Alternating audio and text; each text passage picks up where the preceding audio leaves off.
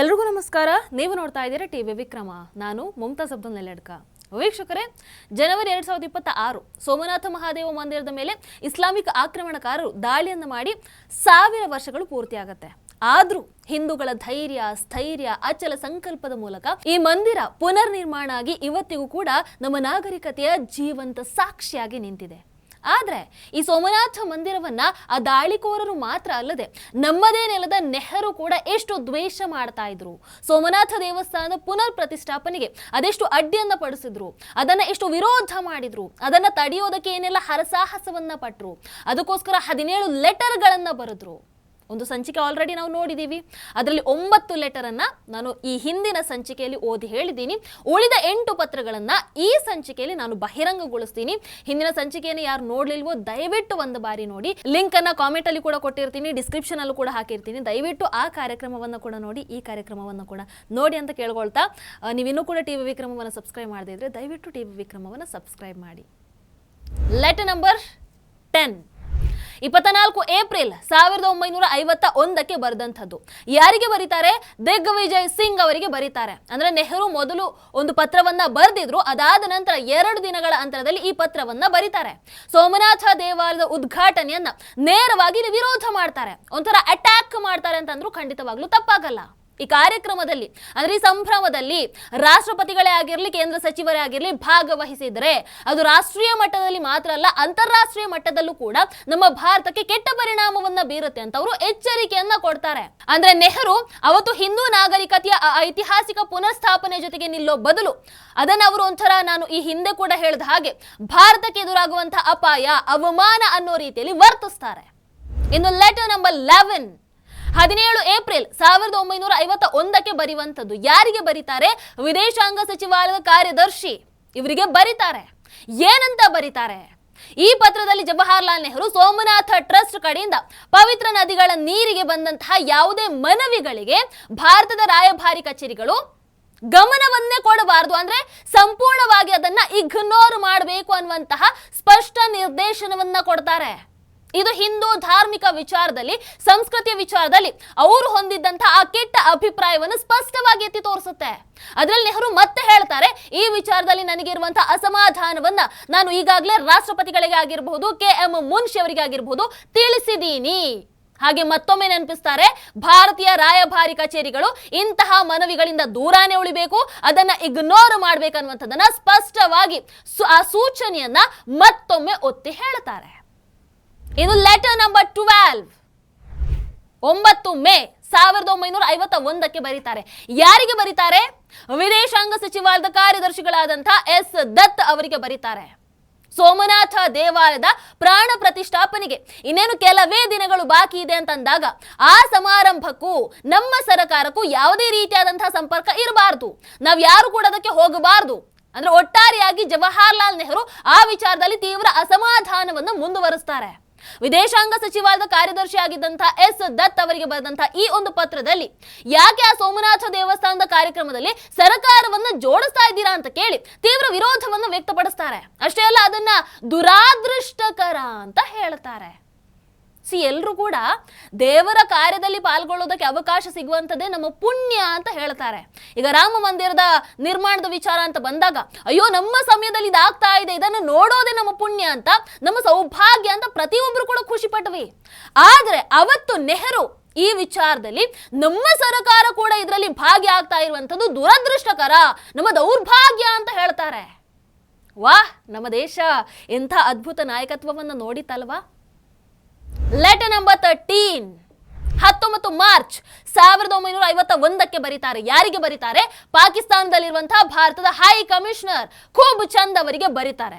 ಈ ಪತ್ರದಲ್ಲಿ ಜವಾಹರ್ಲಾಲ್ ನೆಹರು ಸೋಮನಾಥ ದೇವಾಲಯದ ಪ್ರಾಣ ಪ್ರತಿಷ್ಠಾಪನೆಗೆ ಸಿಂಧೂ ನದಿಯ ನೀರನ್ನು ಬಳಸುವಂತಹ ವಿಚಾರಕ್ಕೆ ಅಧಿಕೃತವಾಗಿ ನೋ ಅಂತ ಹೇಳ್ತಾರೆ. ಅಂದ್ರೆ ಡೈರೆಕ್ಟ್ ನಿರಾಕರಿಸ್ತಾರೆ.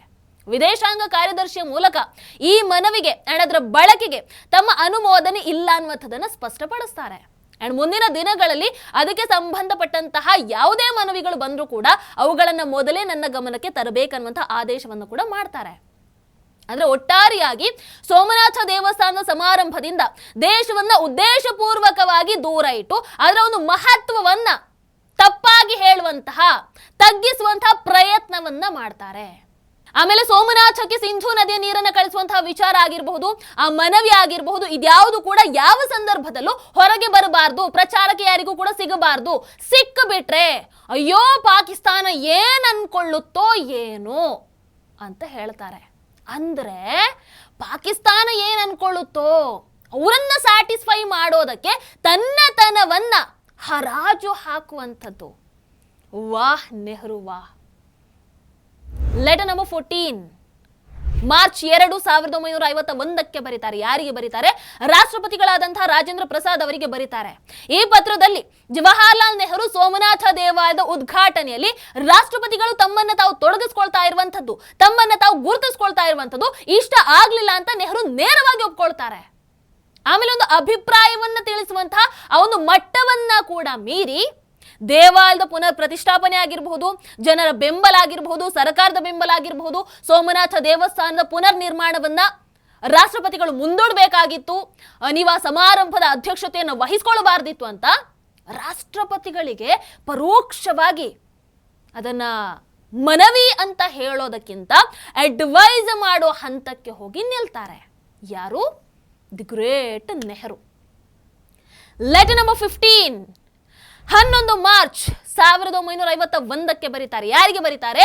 ಕೇಂದ್ರ ಗೃಹ ಸಚಿವರಾದಂತಹ ಸಿ ರಾಜಗೋಪಾಲಾಚಾರಿ ಅವರಿಗೆ ಬರೀತಾರೆ. ಈ ಪತ್ರದಲ್ಲಿ ಜವಾಹರ್ಲಾಲ್ ನೆಹರು ಒಂಥರ ಮರಳಿ ಯತ್ನವ ಮಾಡು ಅನ್ನೋ ಹಾಗೆ ಸೋಮನಾಥ ದೇವಸ್ಥಾನದ ಉದ್ಘಾಟನೆಯಲ್ಲಿ ರಾಷ್ಟ್ರಪತಿಗಳು ಪಾಲ್ಗೊಳ್ಳುವಂಥದ್ದು ನನಗೆ ಇಷ್ಟನೇ ಇಲ್ಲಪ್ಪ, ಅವ್ರ ಈ ಕಾರ್ಯಕ್ರಮದಿಂದ ದೂರ ಉಳ್ಕೊಂಡ್ರೇನೆ ಚೆನ್ನಾಗಿರೋದಪ್ಪ ಅಂತ ಓಪನ್ ಆಗಿ ತಮ್ಮ ವಿರೋಧವನ್ನ, ತಮ್ಮ ಅಸಮಾಧಾನವನ್ನು ವ್ಯಕ್ತಪಡಿಸ್ತಾರೆ. ಅಂದ್ರೆ ಏನೆಲ್ಲ ಮಾಡಿ ಹೇಗಾದ್ರೂ ಮಾಡಿ ರಾಷ್ಟ್ರಪತಿಗಳು ಈ ಕಾರ್ಯಕ್ರಮದಿಂದ ದೂರ ಇಡುವಂತಹ ಸಂಪೂರ್ಣ ಪ್ರಯತ್ನವನ್ನ ಇಲ್ಲಿ ನೆಹರು ಮಾಡ್ತಾ ಇರುವಂತದ್ದು ಈ ಪತ್ರದಿಂದ ಸ್ಪಷ್ಟವಾಗಿ ಅರ್ಥ ಆಗ್ತಾ ಇದೆ. ಲೆಟರ್ ನಂಬರ್ 16 17 ಏಪ್ರಿಲ್ 1951 ಬರೀತಾರೆ. ಯಾರಿಗೆ ಬರೀತಾರೆ? ಕೇಂದ್ರ ಗೃಹ ಸಚಿವರಾದಂತಹ ಸಿ ರಾಜಗೋಪಾಲಾಚಾರಿ ಅವರಿಗೆ ಬರೀತಾರೆ. ಈ ಪತ್ರದಲ್ಲಿ ಅಗೇನ್ ಜವಾಹರ್ಲಾಲ್ ನೆಹರು ಅವರು ಸೋಮನಾಥ ದೇವಸ್ಥಾನದ ವಿಚಾರ ನನ್ನನ್ನು ತುಂಬಾ ಕಾಡ್ತಾ ಇದೆ, ಅಂದ್ರೆ ತುಂಬಾ ಹಿಂಸೆ ಮಾಡ್ತಾ ಇದೆ ಈ ವಿಚಾರ ಅಂತ ಸ್ವತಃ ಅವರೇ ಒಪ್ಪಿಕೊಳ್ತಾರೆ. ಇನ್ನು ಕೊನೆಯ ಲೆಟರ್ ನಂಬರ್ 17 24 ಏಪ್ರಿಲ್ 1951 ಬರೀತಾರೆ. ಯಾರಿಗೆ ಬರೀತಾರೆ? ಕಾಂಗ್ರೆಸ್ ನಾಯಕಿ ಮೃದುಲಾ ಸಾರಾಭಾಯ್ ಅವರಿಗೆ ಬರೀತಾರೆ. ಈ ಪತ್ರದಲ್ಲಿ ಜವಾಹರ್ಲಾಲ್ ನೆಹರು ಮತ್ತೆ ಸೋಮನಾಥ ದೇವಾಲಯದ ವಿಚಾರ ನನಗೆ ತುಂಬಾ ತೊಂದರೆಯನ್ನ ಕೊಡ್ತಾ ಇದೆ ಅಂತ ಮತ್ತೆ ಅದನ್ನೇ ಹೇಳುವಂತಹ ಪ್ರಯತ್ನವನ್ನ ಮಾಡ್ತಾರೆ. ಅಂದ್ರೆ ಹಿಂದೂ ನಾಗರಿಕತೆ ಪುನರ್ ಸ್ಥಾಪನೆಯ ವಿಚಾರದಲ್ಲಿ ಉತ್ಸಾಹವನ್ನ ತೋರ್ಬೇಕಾಗಿದ್ದಂತಹ ನೆಹರು ಆ ಜಾಗದಲ್ಲಿ ತೀರಾ ನೋವು, ತೀರಾ ಸಂಕಟ, ಒಂಥರ ಅಸ್ವಸ್ಥ ಮನಸ್ಥಿತಿಯನ್ನ ಇಲ್ಲಿ ಬಹಿರಂಗವಾಗಿ ಒಪ್ಕೊಂಡಿರೋದನ್ನ ಅವರ ಈ ಪತ್ರಗಳೇ ಸ್ಪಷ್ಟಪಡಿಸ್ತಾ ಇವೆ. ವೀಕ್ಷಕರೇ, ಈಗ ನೆಹರು ಅವರ ಈ 17 ಪತ್ರಗಳನ್ನು ಕೂಡ ಗಮನಿಸಿದ್ರೆ ಜವಾಹರ್ಲಾಲ್ ನೆಹರು ಅವರಿಗೆ ಇದ್ದಂತಹ ಅತಿ ದೊಡ್ಡ ಭಯ ಅಂತ ಅಂದ್ರೆ ಅದು ಹಿಂದೂ ನಾಗರಿಕತೆ ಪುನರುತ್ಥಾನ ಅನ್ನುವಂಥದ್ದು ಇಲ್ಲಿ ಸ್ಪಷ್ಟವಾಗಿ ಕಾಣಿಸುತ್ತೆ. ನೆಹರು ಹೇಗೆ ಅಂತಂದ್ರೆ ಹಿಂದೂಗಳು ತಮ್ಮ ಧರ್ಮವನ್ನ ಅಥವಾ ಈ ನೆಲದ ಜನರು ಈ ನೆಲದ ಸಂಸ್ಕೃತಿಯನ್ನ, ಈ ನೆಲದ ಸೊಗಡನ್ನ ಮರೆತು, ಇಲ್ಲಿನ ನಾಗರಿಕತೆಯನ್ನ ಮರೆತು ಆತನ ಹಾಗೆ ಅಂದ್ರೆ ನೆಹರು ಹಾಗೆ ಎಡಪಂಥೀಯ ಚಿಂತನೆಗಳನ್ನ ಅಳವಡಿಸಿಕೊಂಡು ಪಾಕಿಸ್ತಾನದ ಬೂಟನ್ನ ನೆಕ್ತಾ ಪಾಕಿಸ್ತಾನಕ್ಕೆ ತಗ್ಗಿ ಬಗ್ಗಿ ನಡಿಬೇಕು. ಯಾರು? ಭಾರತ ಮತ್ತು ಭಾರತದ ಜನ. ಆದ್ರೆ ಇವತ್ತಿಗೂ ಒಂದು ಸತ್ಯವಂತೂ ಹೇಳಬಲ್ಲೆ, ಲೋಕದ ಅತ್ಯಂತ ಪುರಾತನ ನಾಗರಿಕತೆಗಳಲ್ಲಿ ಒಂದಾಗಿರುವಂತಹ ವಿಶ್ವಗುರು ಭಾರತದ ಮೊದಲ ಪ್ರಧಾನಮಂತ್ರಿ ಆಗೋದಕ್ಕೆ ಈ ನೆಹರು ಸಂಪೂರ್ಣ ಅಸಮರ್ಥರಾಗಿದ್ರು. ಅವರು ಪ್ರಧಾನಿ ಆಗಿದ್ದಂಥದ್ದು ನಮ್ಮ ದೇಶದ ದೌರ್ಭಾಗ್ಯ ಅಂತಂದ್ರೂ ಖಂಡಿತವಾಗ್ಲೂ ತಪ್ಪಿಲ್ಲ. ಭಾರತದ ನಾಗರಿಕತೆಯ ಬೇರು, ಆ ಸಂಸ್ಕೃತಿಯನ್ನ, ಅದರ ಆತ್ಮವನ್ನ, ಧಾರ್ಮಿಕ ಪರಂಪರೆಯನ್ನ ಅರ್ಥ ಮಾಡ್ಕೊಳ್ಳದೆ ಇರುವಂಥವ್ರು, ಅದನ್ನ ಗೌರವಿಸದೇ ಇರುವಂಥವ್ರು ನಮಗೆ ಅವಶ್ಯಕತೆ ಇದೆ ಅವರದ್ದು. ನಾನು ಹೇಳ್ತೀನಿ, ಈಗಲೂ ಆ ವಂಶದವರು ಇದ್ದಾರೆ, ಅದರ ಬೆಂಬಲಿಗರು ಇದ್ದಾರೆ. ಯೋಚನೆ ಮಾಡಿ. ಅದಕ್ಕೆ ಹೇಳೋದು ವೋಟ್ ಮಾಡುವಾಗ ಸರಿಯಾದ ವ್ಯಕ್ತಿಗೆ ವೋಟ್ ಹಾಕಬೇಕು ಅಂತ ಹೇಳೋದು. ಮೋದಿಜಿಯವರು ಕೂಡ ಮೊನ್ನೆ ಸೋಮನಾಥ ದೇವಸ್ಥಾನದಲ್ಲಿ ಇದನ್ನೇ ಹೇಳ್ತಾ ಇದ್ರು. ಇವತ್ತಿಗೂ ನಮ್ಮ ಭಾರತಕ್ಕೆ ವಿರುದ್ಧವಾಗಿ ಒಂದಷ್ಟು ಶಕ್ತಿಗಳು ಸಂಚನ್ನ ರೂಪಿಸ್ತಾ ಇವೆ.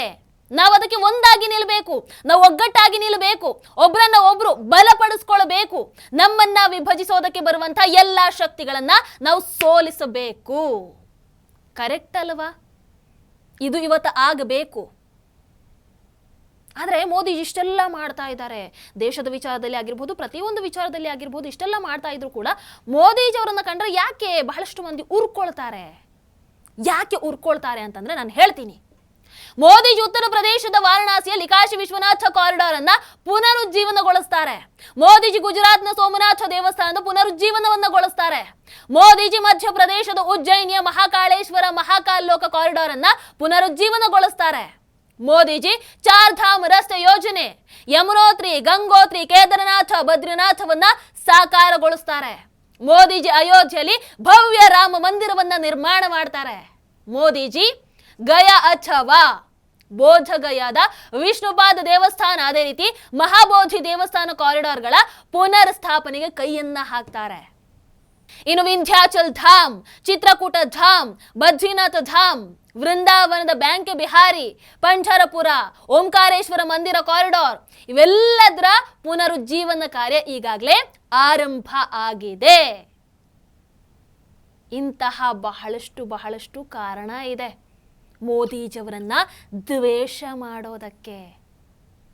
ಈಗ ಕೂತ್ಕೊಂಡು ಒಂದು ಬಾರಿ ಯೋಚನೆ ಮಾಡಿ, ನಮ್ಮ ದೇಶದ ಮೊದಲ ಪ್ರಧಾನಮಂತ್ರಿಗಳಾದಂತಹ ಜವಾಹರ್ಲಾಲ್ ನೆಹರು ಹೆಂಗೆ ಇದ್ರು, ಈಗ ನಮ್ಮ ದೇಶದ ಪ್ರಧಾನಮಂತ್ರಿಗಳಾದಂತಹ ನರೇಂದ್ರ ಮೋದಿಜಿಯವರು ಹೆಂಗೆ ಇದ್ದಾರೆ ಅಂತ ನಿಮ್ಮ ಅಭಿಪ್ರಾಯ ಏನು? ಕಮೆಂಟ್ ಮಾಡಿ. ನಮಸ್ಕಾರ.